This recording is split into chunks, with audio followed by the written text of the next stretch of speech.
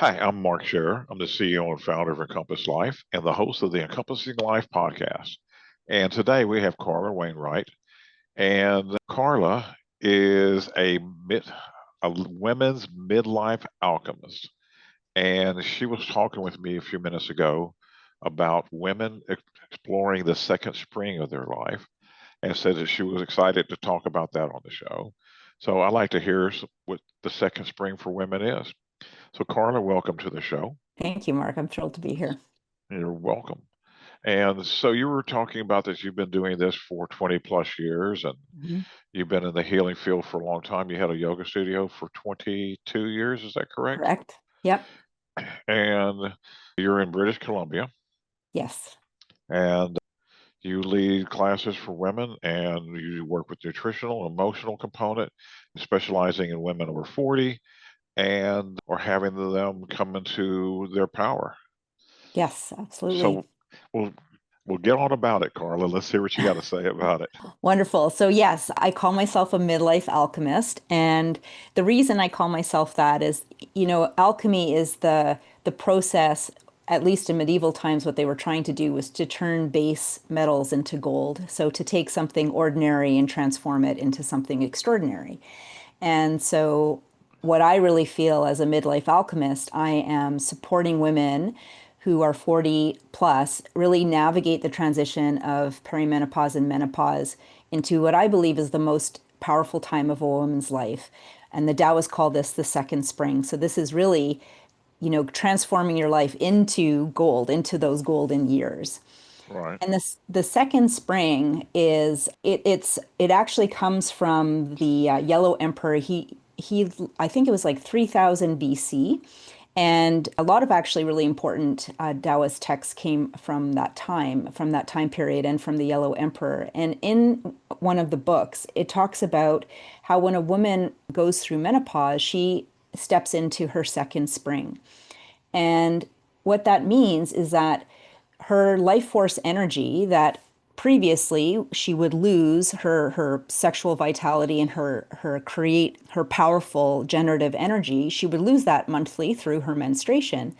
But because after menopause that no longer happens, that powerful sexual energy gets channeled up to the heart and becomes available to her for all of the things that she wants to create in her life. And it just expands and grows from there.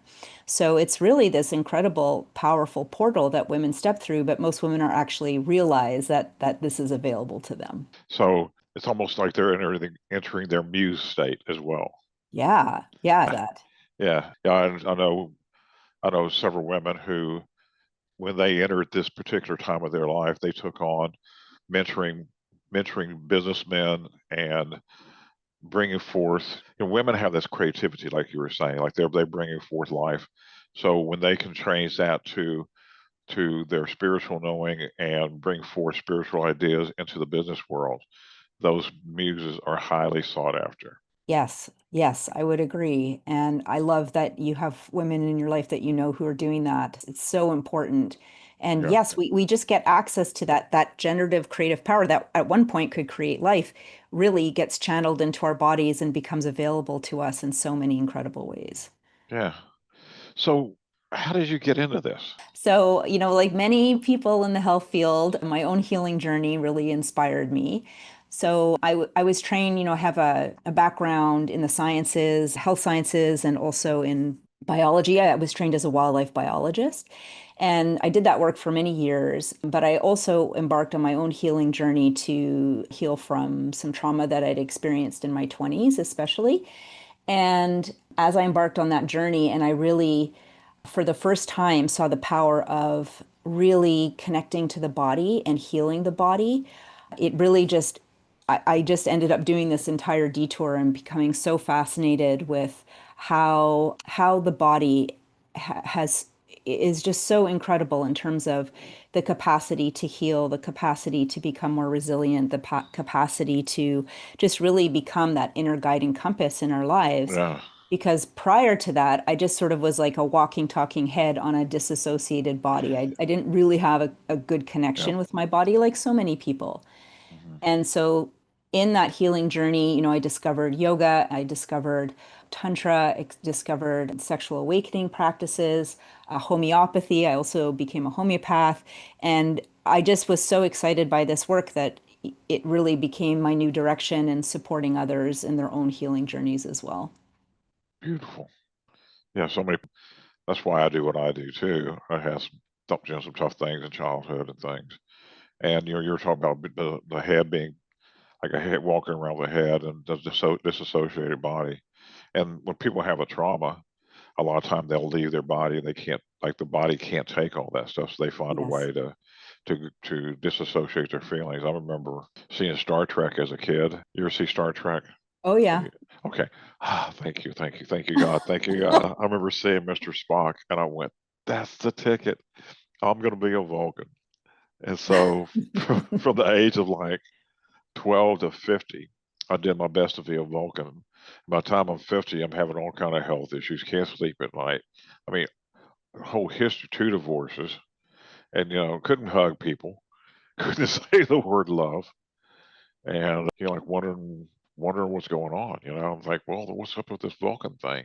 But yeah, Hmm. it was, and I remember exactly when I turned it on too. I remember thinking, well, I'm not gonna, I'm not gonna give my parents the satisfaction of crying anymore, and I could feel the pressure, but there was no pain. So it was an interesting few decades for sure. Yeah, I mean, so fascinating that I can completely understand and relate to, taking on a persona as a protective mechanism, Yep. right?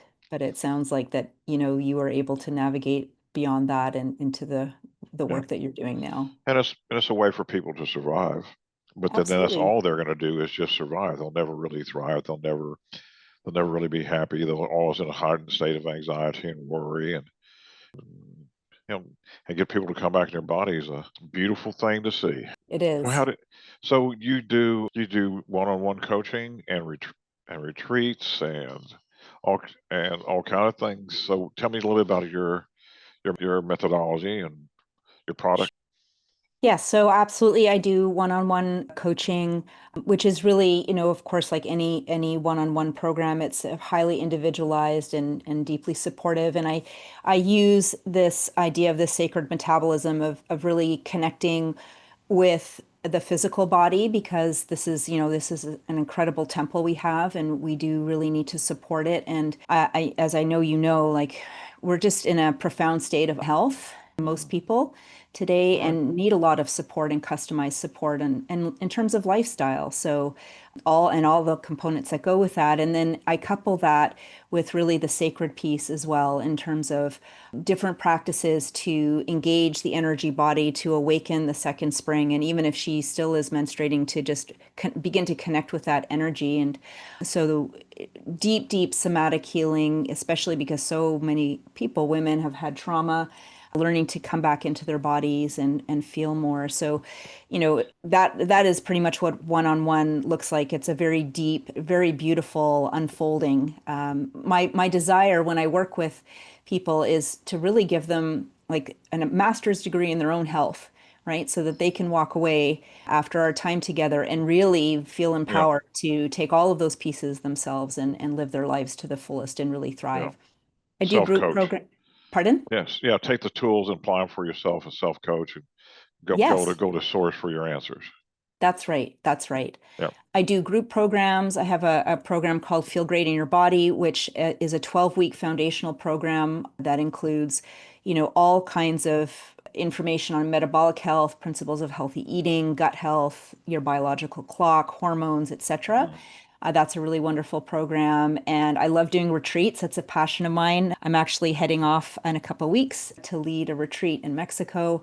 I've been doing retreats for about 20 years, and that's one of my great Awesome. passions. Yeah. About how many people attend your retreats? Kind of depends. I like to keep them very small and intimate. So I've got 8 coming this time. Sometimes it's up to about 15, but not beyond that. I think there's a real power in coming together in a small, intimate community. Yeah. Yeah. Yeah, me too. Our classes here, I think about the biggest one I've done is maybe 31, and Mm. I have additional staff in the room as well. Most of the time they're around 20 or so, and for people to really get that, it's like if you ever watch the X Games, Where they Yeah. where they get people on a bicycle, on a bike, and they do flips in the air, Hmm. and you watch it on TV and you go, oh, that looks pretty cool. It looks pretty simple to do. People have an awareness for what that's about, but to actually get them on the ramp, put them on a bicycle, and have them embody that confidence to be able to do those actions again and again and again. It takes a small intimate group and takes repetition for that to occur. So It does, absolutely. And it takes, one of the beautiful things about retreats is that people have time to begin to unwind yeah. and become receptive. Our lives are so packed and jammed full and just so, stress filled. It does take people time to really let go so that they can actually receive and grow in that space. So is it just you doing these things, or do you have a team with you, or how do you operate? It's just me. Just you. Yeah, yeah. I've been doing it for a long time, so I feel really comfortable doing this. And yeah, it's really one of my great joys is to really support people in a beautiful place and really see the unwinding and the incredible transformation that happens when given the Gotcha. space and time. So I was going to ask you your age, but I shouldn't ask you your age. You can. But okay. But if I did ask you your age, what would be your answer? Well, so I'll give a couple of answers. So chronologically, I'm 54, but my wisdom age, I like to say is 300 and, let's say it's 375 today. Gotcha. Gotcha. Great way to answer. Well, you look awesome for 375 for sure, and great for Thank you. 54 as well. So, and you got some playfulness left in you. Oh, I don't want that to ever go. Yeah, in scripture it says, enter the kingdom of heaven, you got to be like a kid. And people are Mm, down here and they're so freaking worried about all this drama stuff, man. I said, what if you could just laugh and play yourself straight into heaven, mm, and create your own heaven on earth just by having fun? yeah. Yeah. I mean, I'm a big proponent of that. I was, after being raised so stoic, sort of going, being the pains and stuff, and then going stoic for so long. Just like, just start having fun for no reason. And within a short period of time, you're going to have a whole bunch of reasons of why you're having fun. Yeah. Yeah. All, Well, I love that you say that because one of the guiding principles in the work I do is around pleasure, joy, because it is the most powerful antidote to stress. So mm, when we release cortisol in the body, which of course is a stress response, right. and in our modern life we're releasing it all the time because we have so much chronic stress.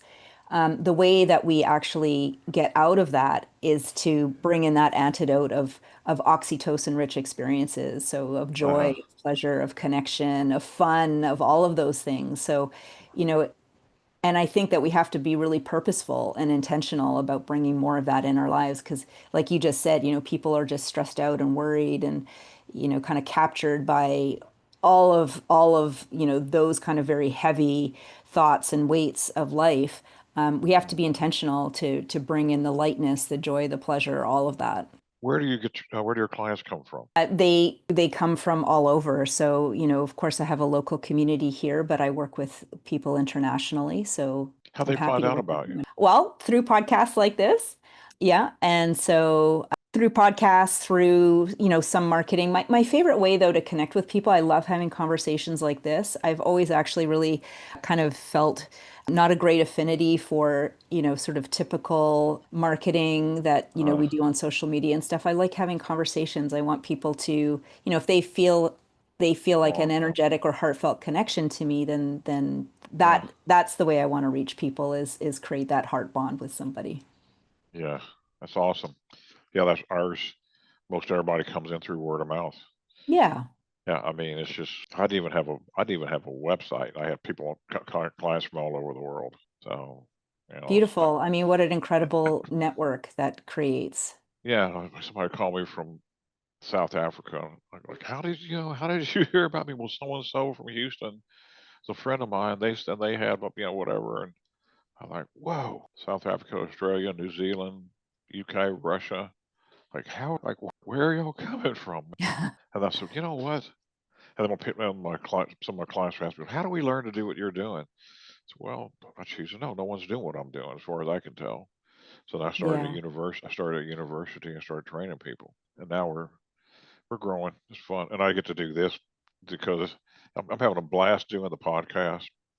I tell you, I was a little discouraged reading the news and seeing what was going on with the healthcare industry and the pharmaceutical company, and somebody doesn't like the way they feel. Here's a pill, and if you're Hmm. having a reaction to that pill, here's another pill, and if you're having a reaction to that pill, here's another pill, and next thing you know, they're eating a handful of stuff that no one knows what the heck it does together, and miserable. And so I'm getting to meet all these wonderful people who are doing things from the internal body up with bringing health to the system rather than fighting a disease. So I really appreciate what you're doing, and I'm getting to meet a bunch of people like you, and it's awesome. So you mentioned you had a gift for people as well. I do. So I would love for your listeners to download. I have something called a free vibrancy guide. And this has 5 super doable, actionable, effective steps for women in perimenopause and beyond who just want to feel more energized, balanced, and really good in their bodies right away. And you can just go to vibrancyreset.com. You can download that there, and that's also takes you to my website, and you can find out more about me. Cool.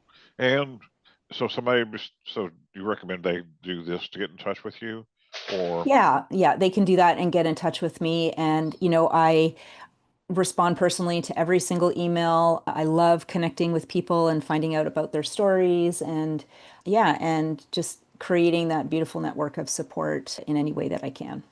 awesome. I have one question I end the podcast with. Sure. My question is, what do you love about life? Oh my goodness.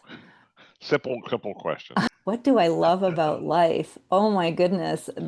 Well, I immediately have a huge smile on my face as I just look out at the trees here and nature around me. And I think what comes immediately through to me is I love the beautiful and sacred feeling of connection. So whether that's connection, as I just said, like with nature or with other human beings or with any aspect of life around me, like to feel truly, Oneness.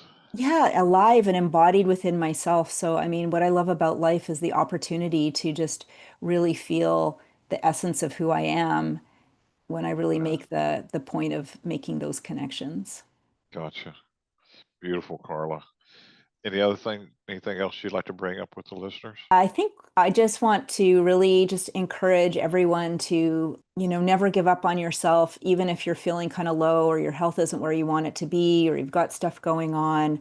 Just remember your body is a miracle and your body is always wanting to bring you back into a state of vibrant health and vitality. And so just never give up on yourself. It's always possible. Beautiful. Well, Carla, thank you for being on the show. And I love your personality. You got a great smile. There's an even better one. That's the next one up. Thank you. So you're welcome.